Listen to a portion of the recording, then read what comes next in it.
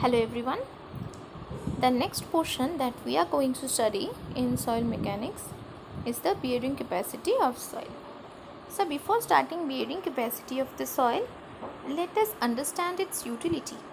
So what is the basic utility for finding out the bearing capacity of the soil? So as the name suggests, bearing capacity is nothing but the load carrying capacity of the soil or the supporting power of the soil, which is referred as bearing capacity. The loads which comes from the superstructure to the foundation are finally spread to the soil. So how much is the soil capable of carrying that load can be found out from the bearing capacity chapter. So in this bearing capacity chapter, first of all, we are going to study some basic term related to bearing capacity. So the first term that we are going to study is the ultimate bearing capacity or the gross bearing capacity. So what is ultimate bearing capacity? Ultimate bearing capacity is defined as the minimum gross pressure intensity at the base of the foundation at which the soil fails in shear. So this ultimate bearing capacity is termed as either QF or QU. Next is the net ultimate bearing capacity. What is net ultimate bearing capacity? Net ultimate bearing capacity is the minimum net pressure intensity which causes the shear failure in soil. And how the net ultimate bearing capacity can be computed? It can be computed by deducting the bearing capacity, ultimate bearing capacity with the effective surcharge as at the base of the foundation, and it is denoted by QNU is equal to QU minus gamma DF, where gamma is the density of the soil and DF is the depth of the footing. Next is the safe bearing capacity. So safe bearing capacity, as the term suggests, safe bearing capacity refers to the bearing capacity after we add the factor of safety. So safe bearing capacity can be divided into two parts, that is safe bearing capacity and net safe bearing capacity. So what is net safe bearing capacity? Net safe bearing capacity is the net ultimate bearing capacity divided by a factor of safety F. So QNS is equal to QNU divided by factor of safety. And what is the safe bearing capacity?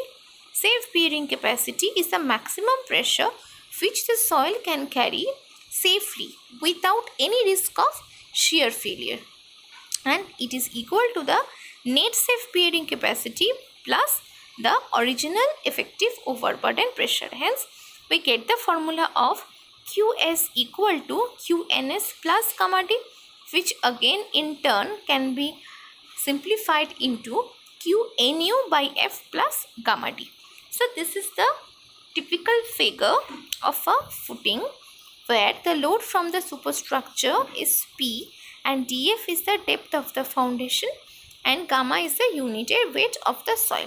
So in this manner we can calculate the value of the bearing capacity, that is ultimate bearing capacity, net ultimate bearing capacity, net safe bearing capacity and safe or cross bearing capacity.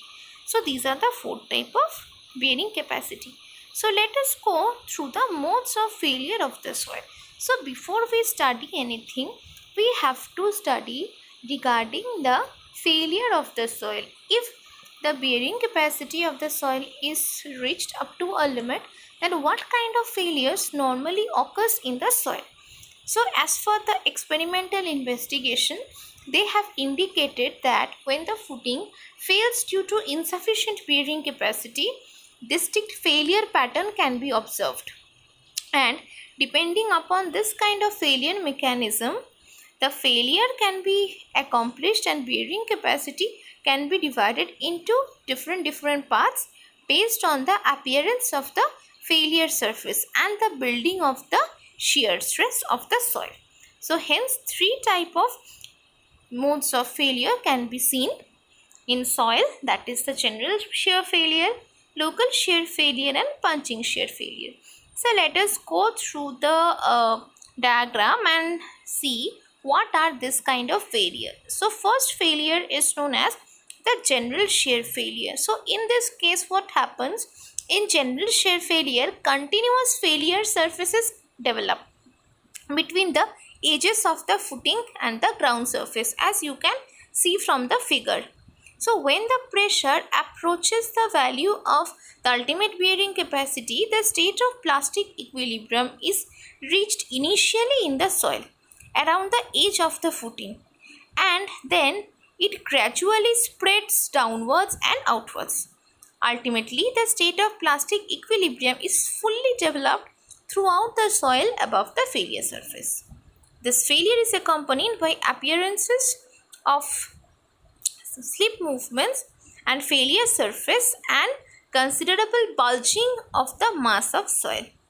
And the final slip movement would occur only on the one side, which accompanies the tilting of the footing. So such kind of failures occur generally in low compressible soil. So what are the low compressible soil? Dense or stiff soil. And the following characteristics can be observed from the general shear failure and from the diagram. So the first observation is the bulging of shear mass of the soil adjacent to footing can be easily seen. Then the failure surface are well defined and it reaches the ground surface. This failure accompanied with the tilting of the foundation, and this failure is quite sudden and peak resistance can occur.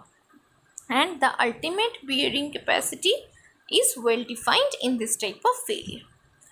So let us come to the second mode of failure, that is local shear failure. So what happens in local shear failure? In local shear failure, there is significant compression of the soil under the footing, and only partial development of the state of plastic equilibrium can be developed. So for this reason, the failure surface do not reach the ground surface, and only slight bit of failure surface can be seen. In this kind of failure, the tilting of foundation is not at all expected, and this kind of failure is associated with the soil which have high compressibility, and in sand having higher relative density, the which value lies between 35 to 70%. And the failure is not at all sudden, and it is characterized by the occurrence of relatively large amount of settlement. So what are the characteristics of the local shear failure? So the characteristics will be the failure pattern clearly defined over below the footing. Then the failure surface does not reach the ground surface. Only a slight bulging of the soil around the footing can be seen. Failure is not sudden and there is no tilting of foundation, and the failure is determined by large settlement and ultimate bearing capacity is not at all well defined. So these are the characters of local shear failure. So the third and the last shear failure is the punching shear failure. So what happens in punching shear failure? The punching shear failure occurs when there is a relatively high compressible soil under the footing, which accompanied by shearing in the vertical direction along the edges of the footing. Punching shear may occur in relatively loose sand with relative density less than 35%. Punching shear failure may also occur in a soil of lower compressibility if the foundation is located at considerable depth. The failure surface, which is vertical or slightly inclined and follows the perimeter of the base, never reaches the ground surface, and there is no heaving of the ground surface away from the edges and not at all tilting of the footing. So compared to the other two failures, this failure pattern has larger settlement and the ultimate bearing capacity are not well defined. Hence, the characteristics of the punching shear failures are: the failure pattern cannot be observed, the failure surface can be vertical or slightly inclined, there will be no bulging of the soil around the footing as well as no tilting of the footing, the failure can be characterized with large settlements, and the ultimate bearing capacity are not well defined. So in the figure, you can easily differentiate between the general shear failure, local shear failure and the punching shear failure. So higher settlement values occur in case of punching shear failure. then the local shear failure, and then the general shear failure. So these are the three modes of failures that occurs for a soil. So next we are going to study the Terzaghi analysis. So the bearing capacity has been defined by many scientists and many individuals. From them we are going to study the Terzaghi bearing capacity. So what is the analysis behind the Terzaghi bearing capacity? So before starting Terzaghi bearing capacity, so let us go through some assumptions that he made while developing the theory. In the assumption of the bearing capacity, the first assumption of the bearing capacity theory will be the depth of the foundation will be less than or equal to its width. That means this theory is applicable only for shallow foundation, not for deep foundation. Second is the base of the footing is rough. That means the footing base should be rough or should have friction. Third assumption, the soil above bottom of the foundation having no shear strength and is only a surcharge load against the overturning load. That means the soil above the bottom of the foundation will have no shear strength, only they will act as a overburden pressure. The surcharge up to the base of the footing is considered. That means below the base of the footing the surcharge won't be considered, it will be considered only up to the base of the footing. The load can be applied in vertical as well as non-eccentric. The soil must be homogeneous and isotropic. The length by width ratio is infinite. So these are the assumptions behind the Terzaghi theory of bearing capacity. So let us go through the Terzaghi analysis from this figure. So Terzaghi analysis is the condition of complete bearing capacity failure, and usually this failure is termed as general shear failure, and it can be made by assuming that the soil behaves like an ideally plastic material. This figure shows a footing having width B and which is subjected to loading intensity Q to cause the failure. The footing is shallow, that is the depth of the footing is equal to or less than the width of the footing. So we can see from the figure there are some indications of some zones which are indicated as 1, 2 and 3. So the bearing capacity or the soil beneath the foundation can be divided into 5 zones. Zone 1, 2 pair of zone 2 and 2 pair of zone 3. There are 3 regions. So when the base of the footing AB sinks into the ground, zone 1 immediately beneath the footing is prevented from undergoing any lateral yield by the friction and adhesion between the soil and the base of the footing. Thus, the zone 1 remains in a state of elastic equilibrium and it acts as if it were a part of the footing. So its boundaries are assumed as plane surface. Zone 2 is called the zone of radial shear. There are 2 number of zone 2s. So as the lines that constitute one set in the shear pattern radiate from the outer edge of the base of the footing. These radial lines are straight while the lines of the other set are logarithmic spirals with their centers located at the outer edge of the base of the footing. And zone 3 is called the zone of linear shear and is identical with that for passive Rankine state. The boundary of zone 3 rises at 45° minus phi by 2 with the horizontal. The failure zones are assumed not to extend above the horizontal plane through the base AB of the footing. This implies that the shear resistance of the soil above the horizontal plane through the base of the footing is neglected and the soil above this plane is replaced with a surcharge Q, which is equal to gamma into D. And the application of the load intensity Q on the footing tends to push the wedge of the soil ABD into the ground with lateral displacement of zone 2 and zone 3. But this lateral displacement is resisted by forces on the plane dB and dA.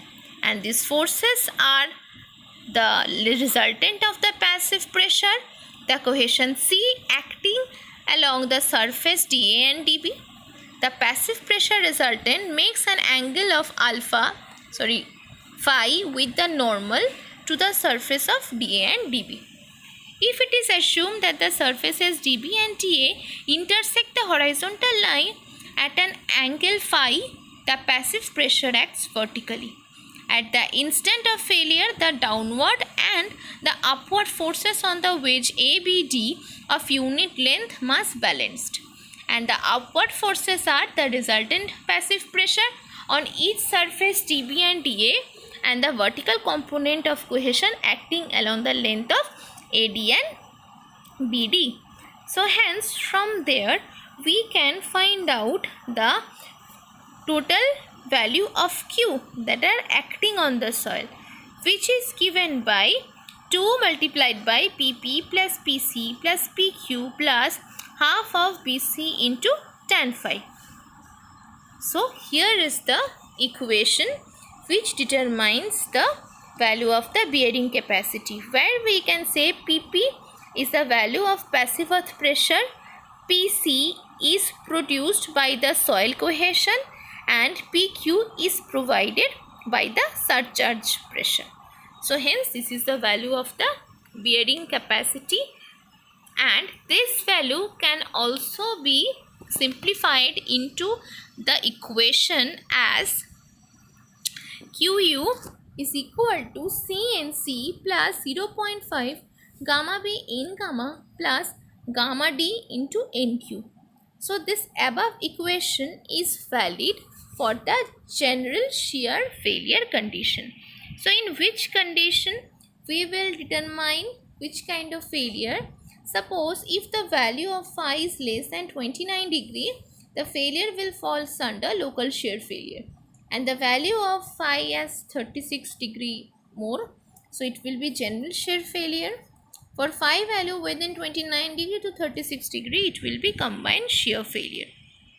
And so far local shear failure is considered, the parameters that should be changed is cohesion or mobilized cohesion and mobilized angle of friction. It will be the mobilized angle of friction will be equal to 2/3 of the tan of the angle, and the mobilized cohesion will be equal to 2/3 of the cohesion in case of local shear failure.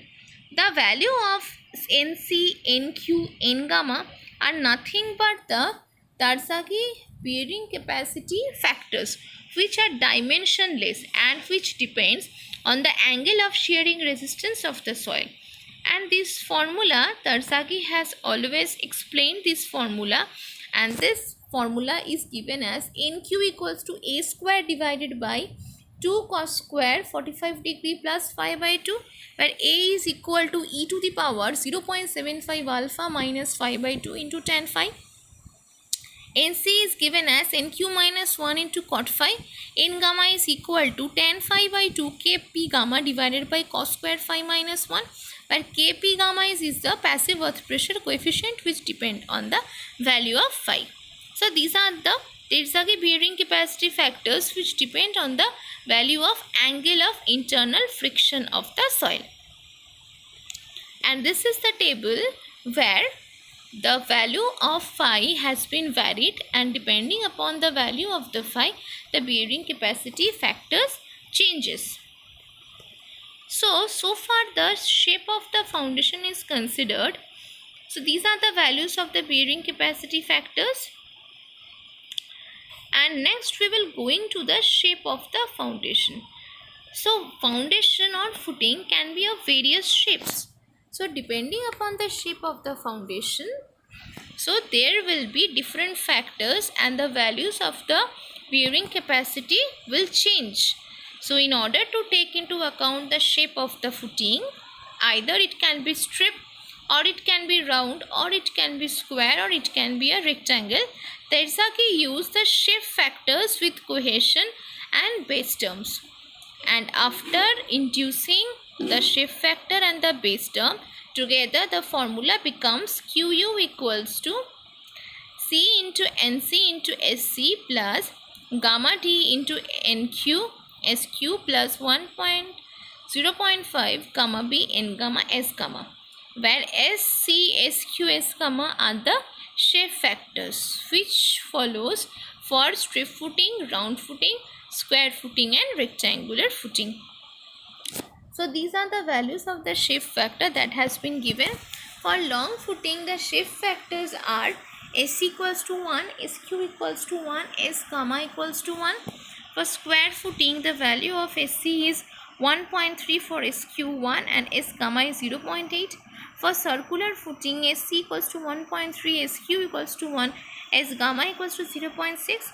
For rectangular footing of length L and width B, the value of shape factor SC is equal to 1 plus 0.3 B by L, SQ is equal to 1 and S gamma is equal to 1 minus 0.2 B by L. So these are the different formulas for computation of bearing capacity of C and phi soil.